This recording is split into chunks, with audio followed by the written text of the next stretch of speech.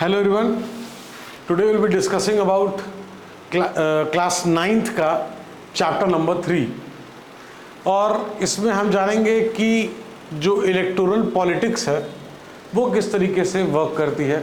इसमें इलेक्शंस के बारे में नो हाउ होगा कि इलेक्शंस में चाहे वोटर लिस्ट हो, वोटर लिस्ट कैसे प्रिपेयर होती है, कौन कौन एलिजिबल होते हैं वोट देने के लिए, कौन कौन कंटेस्ट कर सकते हैं इलेक्शंस में, संविधान किस किस चीज़ों की एक कॉमन प्लेटफॉर्म देता है सबके लिए, और बहुत सारी चीज़ें हैं जो कि इस चैप्टर में जब हम आगे चलेंगे जो आपके एग्जामिनेशन के पॉइंट ऑफ व्यू से बहुत इम्पॉर्टेंट है। तो अगर यहाँ पे देखा जाए तो लिखा है वाई इलेक्शंस, तो पीरियोडिक इलेक्शन क्यों नेसेसरी है, what is the need of periodic election. तो अगर आप नीड की बात करेंगे, नीड ऑफ पीरियोडिक इलेक्शंस, आप ही इस चीज़ का जवाब दे सकते हैं। इसका आंसर ये है, अगर मान लीजिए मिस्टर या मिसिस जो भी या मिसेज जो भी है, मिस्टर ए है, अगर मैं एग्जाम्पल के तौर से ले रहा हूँ, इन्होंने 5 साल का टर्म इनको मिला और अगर पीरियोडिक इलेक्शंस होंगे तो 5 साल के बाद चांसेस हैं कि अगर ये mister A he is not performing well, he is not doing good, तो चांसेस इज देयर कि जो जनता है, जो पब्लिक है, they won't vote for him और हर। तो व्हाट्स गोना हैपन, 5 साल के बाद इनका जो टर्म है वो क्या हो जाएगा, ओवर हो जाएगा। ओवर तो होगा ही, लेकिन जो री इलेक्शन है उस री इलेक्शन को क्या करेंगे, लूज कर जाएंगे, हार जाएंगे ये। तो मिस्टर ए अगर अच्छा काम करेंगे तो दोबारा इनके चांसेस इलेक्ट होने की हायर रहेगी, लेकिन मिस्टर ए अगर जनता पब्लिक सपोर्ट अगर इनके पास नहीं होगा इलेक्शंस जीतने तक का, तो पब्लिक सपोर्ट अगर नहीं होगा तो लूज करेंगे। तो कहने का मतलब है कि अगर कभी कोई गलत कैंडिडेट भी अगर इलेक्ट हो जाता है तो हमारे पास चांसेस हैं कि उसको हम रिप्लेस कर सकते हैं। ये एक रिप्रेजेंटेटिव डेमोक्रेसी, तो रिप्रेजेंटेटिव डेमोक्रेसी में जो हमारा रिप्रेजेंटेटिव अगर उस जनता, उस एरिया के हिसाब से जो रिक्वायरमेंट है उसको फुलफिल नहीं कर रहा है तो फिर जो जनता का सपोर्ट है वो उनके साथ नहीं होगा। और उसके लिए हमारे को, अगर हमारी कोई गलती थी, किसी गलत को हमने इलेक्ट कर लिया, तो जो करेक्शन का स्पेस है दैट विल बी देयर। हम अपनी गलतियों को सुधार सकते हैं, लेकिन अगर पीरियोडिक इलेक्शन नहीं होगा, अगर इलेक्शंस जो 5 ईयर टर्म जो कॉमनली जो होता है, तो फिर उसमें कहीं ना कहीं दिक्कत आएगी। फिर जो पर्सन है, जिसकी गवर्नमेंट है, उसके विम्स एंड फैंसीज पे चला जाएगा कि वो कब इलेक्शन कराना चाहता है कि नहीं कराना चाहता है। तो कोई भी जो why do we need elections, जो चीज़ें हम अभी डिस्कस कर रहे थे, तो किसी भी डेमोक्रेसी को स्ट्रांग बनाने के लिए, ट्रू सेंस में डेमोक्रेसी होने के लिए जनता अपना वोट डालती है। इलेक्शन कहीं ना कहीं जो रेगुलरली प्लेस होता है वो डेमोक्रेसी का एक बहुत एसेंशियल पार्ट है, एक बहुत एसेंशियल टूल है। A rule of the people is possible without any election if all people can set.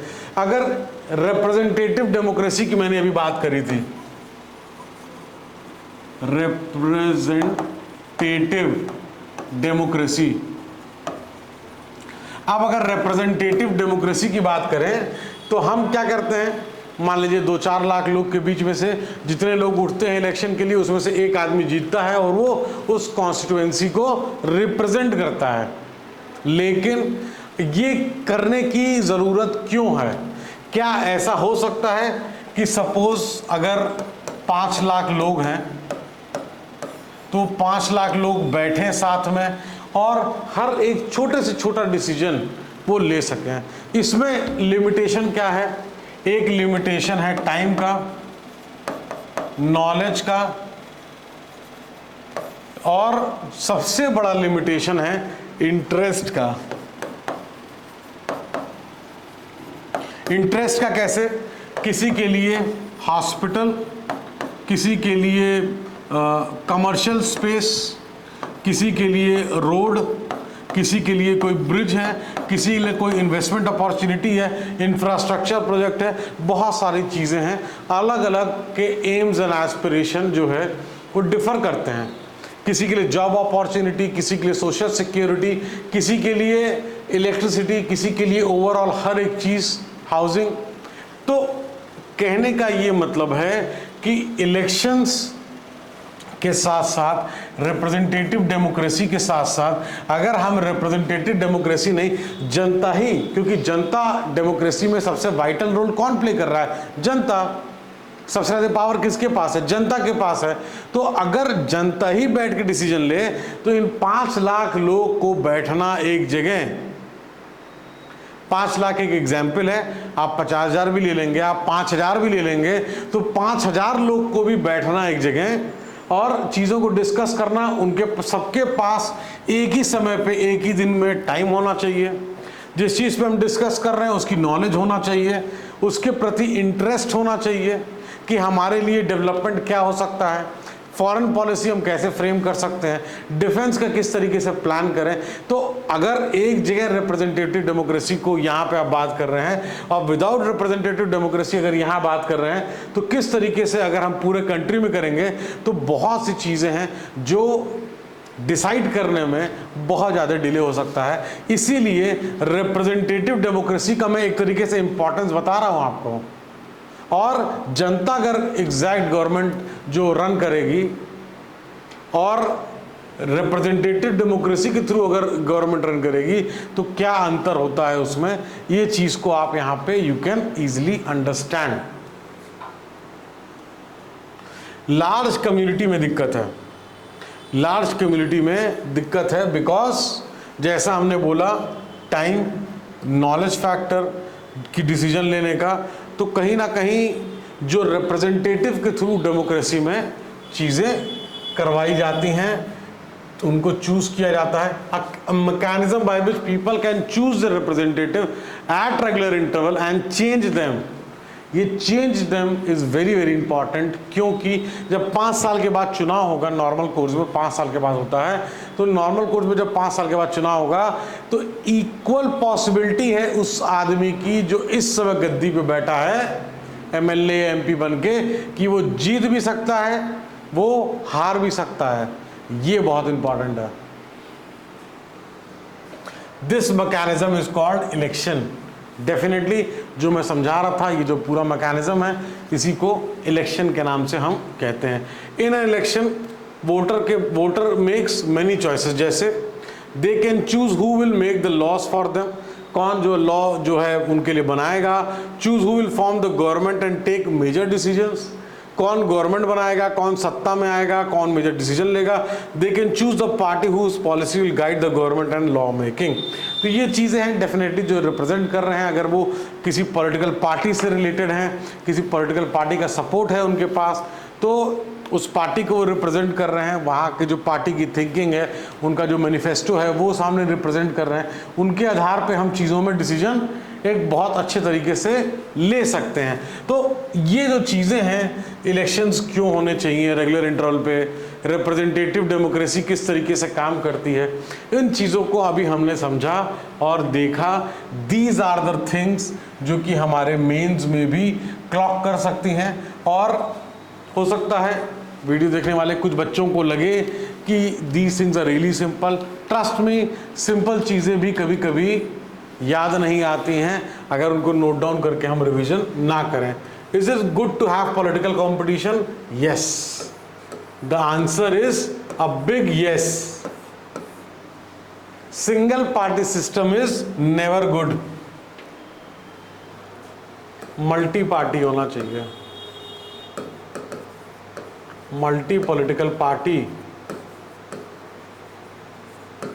To choose from.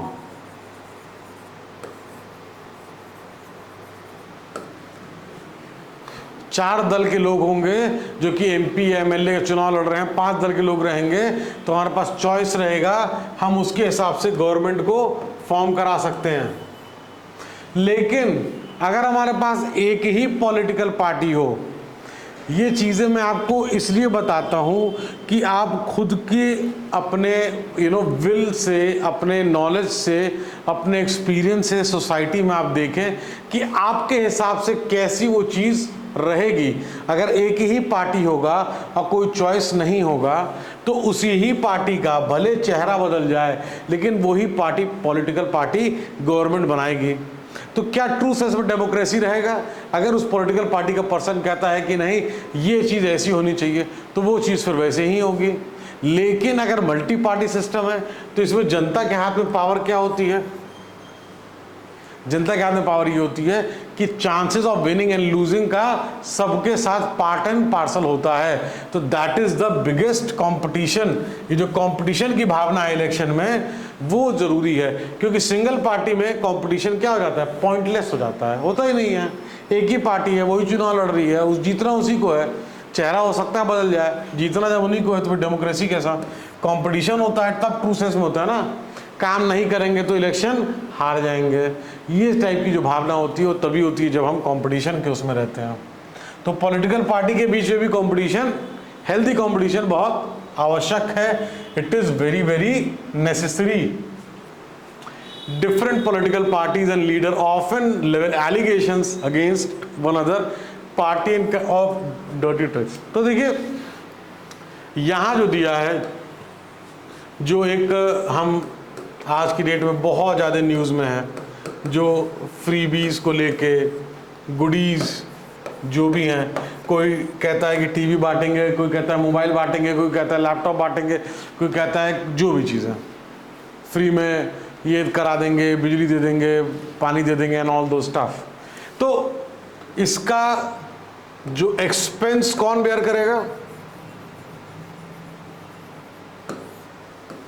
Social upliftment के लिए अगर कोई चीज़ करा जा रहा है वो चीज़ समझ में आती है। लेकिन अगर कोई ऐसी गवर्नमेंट कहती है कि जो बेसिक नीड से हट के कोई चीज़ अगर जनता को प्रॉमिस करती है तो फिर उस सेंस में मैं डेफिनेटली कहूँगा कि उसका एक्सपेंस कौन बेयर करेगा।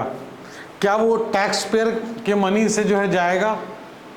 क्या वो गवर्नमेंट पे करेगी? तो गवर्नमेंट कहाँ से वो इनकम जनरेट कर रही है? तो ये चीज़ ज़रूर दिमाग में, इसीलिए यहाँ डर्टी ट्रिक्स लिखा है। डर्टी ट्रिक्स प्ले करके, किसी को प्लीज करके, शॉर्ट टर्म बेनिफिट दिखा के, दैट इज रॉन्ग इलेक्शन जीतने का तरीका। जो आप कर सकते हो, जो आपने करा है अभी तक, चाहे आप गवर्नमेंट में थे चाहे नहीं थे, सोशल वर्क दोनों में किया जा सकता है। किया है उसका ब्यूरो दिखाइए, उसका आप विवरण बताइए कि आपने क्या किया है, क्या नहीं किया है। अगर एग्जाम्पल लें, ये ऐसे में आपके आ सकता है, इसलिए मैं इतना डीप आपको समझा रहा हूँ। ये चीज़ पता नहीं चलती है, इस चीज़ का क्वेश्चन आपका प्री में नहीं आएगा, लेकिन इस चीज़ का क्वेश्चन आपके ऐसे में आ सकता है। अगर किसी पॉलिटिकल पार्टी का विवरण देखना है तो आप देख सकते हैं कि जब पूरे संकट आया, पूरे दुनिया में आया, जैसे कि क्या जब कोविड-19 आया, तो बहुत बड़ी बड़ी पॉलिटिकल पार्टीज जो क्लेम करती हैं वो कहाँ पे थी, वो क्या करी और किया, तो कितनी पॉलिटिकल पार्टीज ने किया, किस हद तक जाके किया। बहुत सारी जो नेशनल पॉलिटिकल पार्टीज हैं, हर जगह उनके डिस्ट्रिक्ट में जो है ऑफिसेज हैं, तो क्या वो ऑफिसेज को किस तरीके से यूज कर रहे थे। तो जनता को इसलिए भी जागरूक होना पड़ेगा कि वो देखें ये फ्रीबीज गुडीज का जो है, ये जो खेल है, ये सिर्फ और सिर्फ जिसकी रिक्वायरमेंट है, जो नीड है, जिसके बगैर हमारा काम नहीं हो सकता है, उसके जगह अगर हम मोबाइल पे पढ़ाने से अच्छा है स्कूल में पैसा खर्च कर दें, तो हो सकता है कि ज़्यादा अच्छे से इंफ्रास्ट्रक्चर हम डेवलप कर पाएँ।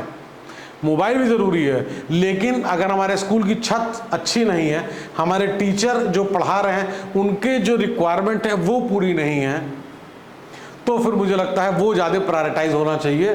डिपेंड करता है रीजन टू रीजन, स्पेसिफिक नहीं हो सकते किसी भी चीज़ में। सबका अपना अपना प्रॉब्लम्स हैं, अपने अपने सॉल्यूशंस हैं गवर्नमेंट्स के।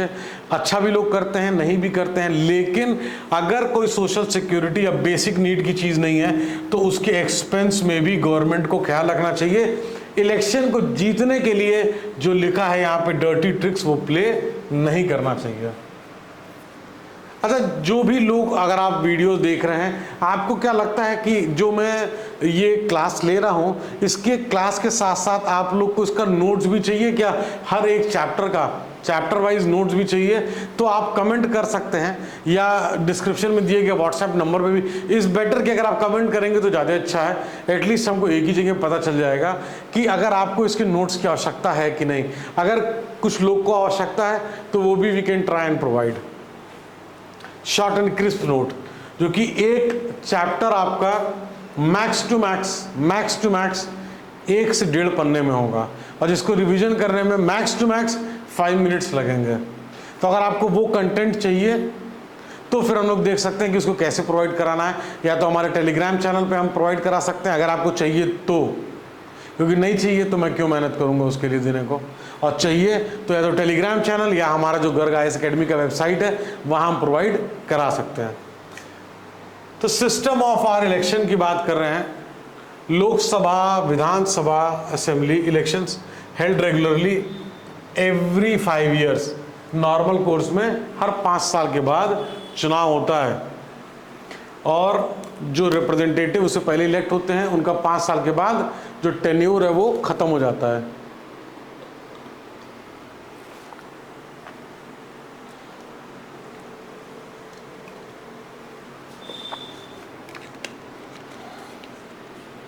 अगर हम जनरल इलेक्शन की बात करें तो जनरल इलेक्शन में जितनी भी कॉन्स्टिट्यूएंसीज होती हैं, सारे कॉन्स्टिट्यूएंसी में सेम टाइम या थोड़े दिन आगे पीछे फेजेस के हिसाब से भी लोग डिवाइड कर देते हैं। जैसे आप देखे होंगे जब MPs का इलेक्शन होता है, जनरल इलेक्शन होता है, सारी सीटों पे जो इलेक्शंस होते हैं जनरल इलेक्शंस, तो उसमें क्या होता है, फेजेस के हिसाब से स्टेट्स को, अलग अलग स्टेट्स को क्लब कर देते हैं, और पता चला कि आज 4 क्षेत्र में जो है चुनाव है, कल जो है 5 में है, कल 2 में है, इस तरीके से होते हैं। तो phase wise 4 phase, 5 phase, 8 phase, जैसा लगता है इलेक्शन कमीशन ऑफ इंडिया के हिसाब से वो चीज़ें डिवाइड होती हैं। उसको हम लोग क्या कहते हैं, जनरल इलेक्शंस कहते हैं। और कभी कभी क्या होता है, बाई इलेक्शन। क्या होता है बाई इलेक्शन में, अगर किसी मेंबर की वैकेंसी हो जाए, जैसे कि अगर डेथ हो गई, किसी का रेजिग्नेशन हो गया किसी मेंबर का, तब जब बीच में इलेक्शन होता है, 5 साल का टर्म था, 3 साल का टर्म पूरा करने के बाद मान लीजिए अगर ऐसा होता है वैकेंसी होती है, तो 2 साल के टर्म के लिए वो क्या उस इलेक्शन को बोलेंगे, 1 सीट 2 सीट पे, अगर मान लीजिए किसी एक सीट पे ऐसा होता है तो उस पर इलेक्शन होगा। जब इलेक्ट करेंगे उसको हम उस इलेक्शन को बाई इलेक्शन कहते हैं। हम एरिया बेस्ड अप्रोच लेते हैं, एरिया बेस्ड सिस्टम लेते हैं, किसका, रिप्रेजेंटेशन का। हम डिफरेंट जो एरिया है इलेक्शन के पर्पस से उसको इलेक्टोरल कॉन्स्टिट्यूएंसी के हिसाब से जो है डिस्ट्रीब्यूट, जो कॉन्स्टिट्यूएंसी है बेसिकली वो इलेक्टोरल कॉन्स्टिट्यूएंसी होती है, वहाँ पे पॉपुलेशन के हिसाब से उन एरियाज को डिवाइड करते हैं, और वहाँ पे उस एरिया का एक इलेक्टेड रिप्रेजेंटेटिव होता है। तो लोकसभा की बात करें तो 543 कॉन्स्टिट्यूएंसी हैं, तो जितने भी जो रिप्रेजेंटेटिव है ईच कॉन्स्टिट्यूएंसी को, उनको क्या कहते हैं, मेंबर ऑफ पार्लियामेंट या MP। इसी तरीके से अगर स्टेट की बात करें तो स्टेट की अलग अलग जो असेंबलीज होती हैं, जो असेंबली में जो number into specific number of assembly constituency, तो वो असेंबली कॉन्स्टिट्यूएंसी जो अलग अलग जो मेंबर ऑफ लेजिस्लेटिव असेंबली हैं वो जिस कॉन्स्टिट्यूएंसी को रिप्रेजेंट कर रहे हैं, और इस वहाँ पे भी जो टर्म होता है वो 5 इयर्स का टर्म होता है। वहाँ पे भी ऐसे होता है कि 3 इयर्स के बाद अगर कोई वैकेंसी हो रही है, 2 इयर्स के बाद, 1 ईयर के बाद, 6 मंथ्स के बाद अगर वैकेंसी हो रही है, तो वहाँ पे फिर बाई इलेक्शंस होते हैं। रिजर्व कॉन्स्टिट्यूएंसी की अगर बात करें तो रिजर्व कॉन्स्टिट्यूएंसी में क्या है, टू मेक श्योर कि किसी भी स्ट्रैटा ऑफ सोसाइटी का जो रिप्रेजेंटेशन है,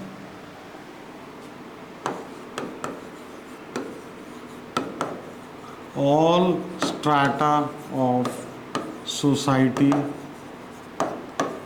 are representing। ये एक आसान भाषा में आपको समझना है कि कोई वीकर सेक्शन है, किसी के पास उतना स्टैंड अ गुड चांस नहीं है कि इलेक्ट हो सके लोकसभा में या स्टेट लेजिस्लेटिव असेंबली में, क्योंकि जो रिसोर्सेज रिक्वायर्ड है, एजुकेशन या कॉन्टैक्ट्स चाहिए, किस चीज़ के लिए? इलेक्शन को विन करने के लिए। इन्फ्लुएंस होना, रिसोर्स होना, ये में प्रिवेंट करता है किससे? इलेक्शन को जीतने के लिए। किस आदमी के लिए? किस पर्सन के लिए? जो कि वीकर सेक्शन है। तो उसमें क्या होता है? उसमें असेंबलीज जो है या कॉन्स्टिट्यूएंसी की बात करें तो जो मेकर ऑफ कॉन्स्टिट्यूएंसी ने, कॉन्स्टिट्यूशन ने क्या किया? स्पेशल सिस्टम ऑफ जो कहते हैं ना कि रिजर्व जो चीज़ें हो जाती हैं, सीट्स, कि इस सीट से ये पर्टिकुलर, चाहे वो शेड्यूल कास्ट से हो, शेड्यूल ट्राइब से हो, वो रिप्रेजेंट करेंगे। तो रिजर्व हो जाता है people who belong to schedule caste and schedule tribes. तो जो रिजर्व कॉन्स्टिट्यूएंसी है वहाँ पे जो person who belong to schedule caste वही सिर्फ इलेक्शन के लिए खड़ा हो सकते हैं। तो ये चीज़ हमको समझना है, ये चीज़ क्यों करी गई है? इसीलिए कि जो रिप्रेजेंटेशन है जो स्ट्रैटा ऑफ सोसाइटी का, वो हर तरीके से वो करा जा सके कि ऐसा ना हो कि कोई भी सेक्शन ऑफ सोसाइटी वो पावर की वजह से, रिसोर्स की वजह से, वीकर सेक्शन में बिलोंग करने की वजह से, किसी भी वजह से उसको ऐसा ना हो कि उसको रिप्रेजेंट करने का मौका ना मिले। तो पॉपुलेशन के आधार पे, उसके प्रोपोर्शन पे 84 सीट एससी शेड्यूल कास्ट के लिए, 47 सीट्स शेड्यूल ट्राइब के लिए एज ऑफ 26 जनवरी 2019। इतनी सीटें कहाँ पे हैं? लोकसभा में हैं। ये this system of reservation was extended later to other weaker section at district and local level. जैसे लोकल लेवल पे भी आप देखते हैं कि वुमेन्स को जो दिया जाता है, कुछ जगह ओबीसीज को भी दिया जाता है, अलग अलग स्टेट में भी अलग अलग कुछ चीज़ें हैं। तो ये चीज़ें क्यों की जाती हैं? सिर्फ और सिर्फ इसलिए की जाती हैं कि जो रिप्रेजेंटेशन है उसको प्रॉपरली मेंटेन कर सकें। और अगर कोई जैसे पार्टी इलेक्शन कैंपेन की बात करें तो बहुत से लोग, जैसे हमने पीछे फ्रीबीज या गुडीज़ की बात करी, तो कोई डर्टी ट्रिक्स प्ले कर रहा है, कोई बहुत स्ट्रॉन्गर सेक्शन से बिलोंग करता है, चाहे वो इकोनॉमिकल हो या इन्फ्लुएंस कर सकता है कि नहीं इस तरीके से, लेकिन कोई डर्टी ट्रिक्स ऐसी ना हो। जो पब्लिक है, पब्लिक को अट्रैक्ट करने के लिए वो बहुत कुछ करेंगे, लेकिन कहीं ना कहीं कुछ भी चीज़ें हैं वो जनता को जो एक प्रॉपर जो इवैल्यूएशन है, जो रिप्रेजेंटेशन है, वहाँ उस एरिया का कॉन्स्टिट्यूएंसी का वो पर्सन करेगा, तो उसी के हिसाब से उनको वो तय करनी होती है कि हमारे हिसाब से जो प्रॉपर पर्सन है, जो कि हमारा जो वर्क होता है as a MP, as a MLA, उस चीज़ को पूरा कर सकते हैं, तो वो चीज़ वोट उनके लिए करते हैं। All the political parties in our country have agreed to a model code of conduct for election campaign. तो जो मॉडल कोड ऑफ कंडक्ट है वो बहुत इंपॉर्टेंट है, उसको फॉलो करना है जब वो लागू हो जाता है, और उसके हिसाब से जो इलेक्शन डे आता है, इलेक्टोरल जो भी वोटर लिस्ट प्रिपेयर होती है, वोटर लिस्ट प्रिपेयर होके जब इलेक्शन डे आता है तो इलेक्शन डे के दिन वोट करते हैं। वोट करने के बाद फिर रिजल्ट डे आता है कि कौन जीता है। जो जीता होता है वो इलेक्टेड रिप्रेजेंटेटिव उस एरिया को रिप्रेजेंट करता है। तो ये चीज़ें थी जो कि आपके यूपीएससी, एसएससी, बैंक पीओ, जो भी एनसीईआरटी पढ़ना चाहता है उनके लिए ये जो इम्पोर्टेंट एस्पेक्ट है उसको हम लोग ने कवर किया है। आपका अगर नोट्स का दिमाग में हो कि नहीं मुझे नोट्स चाहिए पॉलिटी के चैप्टर वाइज एनसीईआरटी के, तो फिर आप कमेंट कर सकते हैं। विल ट्राई कि उसको हम लोग इम्प्लीमेंट कर दें as soon as possible. Thank you so much for watching the video.